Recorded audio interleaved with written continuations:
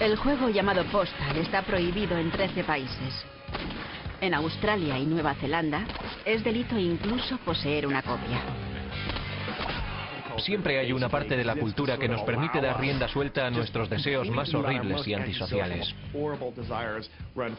¿Sabes quién soy? Su creador ve el juego como una sátira salvaje.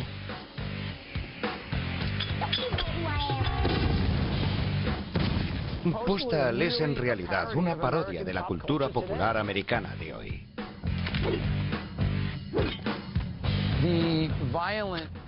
El aspecto violento es un elemento más del juego, sin duda. Sin embargo, el humor es lo que encontramos más atractivo. Algunos de los juegos más violentos, como Grand Theft Auto y Postal, son evidentemente desde una perspectiva adulta, divertidos y satíricos. Pero ¿a qué edad puede un niño empezar a entenderlo así? Porque sí que hay cosas que como adultos entendemos como chiste, como sátira. Esto sí que es reforma sanitaria. Y los niños de 11, 12, 13, 14 años no lo entienden así. En los últimos años el conflicto sobre los videojuegos violentos ha llegado hasta el laboratorio. En la Universidad del Estado de Michigan, un joven investigador espera que la última tecnología arroje luz sobre la mente de los jugadores. René Weber utiliza resonancia magnética funcional, o fMRI, para estudiar la actividad cerebral de quienes juegan a un videojuego violento. Podemos ver cómo se piensa y qué se siente mientras se juega a un videojuego. En el estudio de Weber se observa el cerebro de 13 jóvenes a través de un escáner fRMI, mientras juegan a un tirador en primera persona. Todos son jugadores habituales. Con anterioridad, una investigación neurológica ha precisado qué áreas del cerebro se iluminan con los sentimientos agresivos.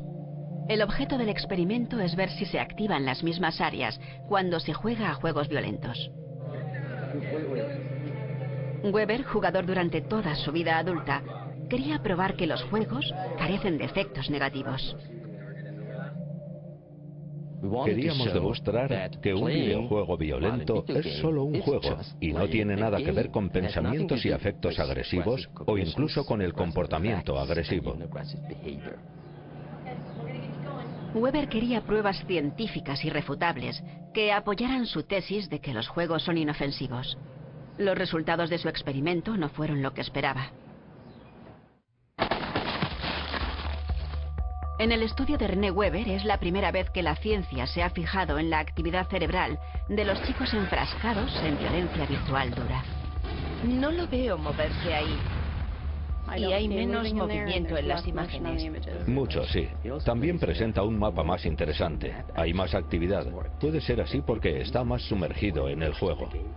El experimento de Weber compara la actividad cerebral del jugador con el contenido violento del juego. Bien.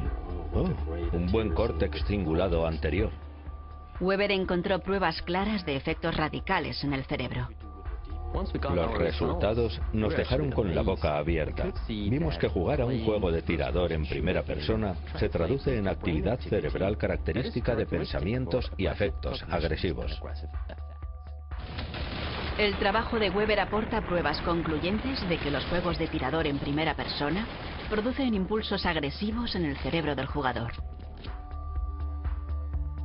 Debemos hacer una importante distinción entre afectos agresivos, que se refieren a sentimientos o emociones, y conducta agresiva, que se refiere a actos. Aunque no existe un vínculo claro entre la actividad cerebral agresiva y la conducta violenta, muchos siguen preocupados por el efecto de los videojuegos violentos en chicos con problemas.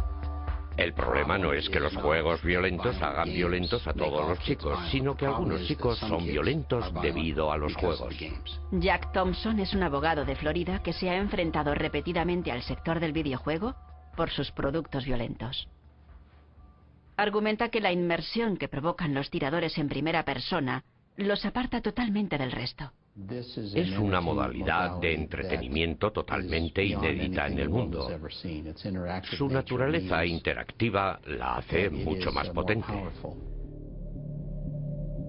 En los últimos 10 años se han producido más de 20 tiroteos, llevados a cabo por jóvenes con antecedentes de jugar a juegos de tirador en primera persona. Ofrecen una forma de manifestar el lado oscuro de un alma atribulada. Se puede matar, se puede mutilar, se puede hacer daño sin preocupaciones. Se puede hacer todo lo que atrae a un alma atribulada. En 1997, en Paducah, Kentucky, un niño de 14 años llamado Michael Carnil llevó un arma al colegio. Disparó 8 tiros y con una precisión del 100% acertó a 8 personas, 5 de las cuales recibieron el tiro en la cabeza. Quedé convencido de que el juego Doom y otros a los que jugaba Carnil le facilitaron hacer lo que hizo. Su puntería fue asombrosa. Solo había disparado un arma real en otra ocasión, pero sí había pasado cientos de horas con juegos de tiradores violentos. Muchos de estos juegos dan puntos extra por acertar a la cabeza. Los expertos en armas explican que la cara es el marcador más claro de la identidad humana individual.